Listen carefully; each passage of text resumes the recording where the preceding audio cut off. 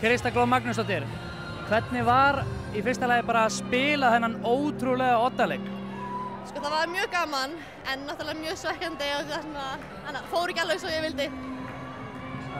Klárlega svona hálfgert breyk á tímabil hjá þér, sérstaklega þegar þú horfir í play-offs úrslitin. Hvernig horfir þú svona á þína eigin frammistöðu á þessu tímabili? Ég er bara ánægð með mína frammistöðu. Ég byrjaði náttúrulega meidd, þannig að kom seinna inn í tímabili, þannig að ég er bara mjög ánægð með hvernig ég komst úr meiðslunum. Þegar þú horfir svona á þessa seríu, þið eru náttúrulega 2-0 undir. Hvernig eiginlega gátuð þið komið ykkur í þessa stöðu að vera bara, einu stigi frá því að klára þetta? Bara barátta og vilji, liðsheild. Við erum með geggjað lið og ég er ógeðslega stolt af þeim. Þið ætlið bara að halda áfram með sama kjarna á næsta ári, að þú heldur? Já, ég held það. Allir tilbúinir og vilja vera áfram. Það er frábært. Ef við horfum á loka playið, þegar þið tapir boltanum, hvað var það svona sem klikkaði þarna?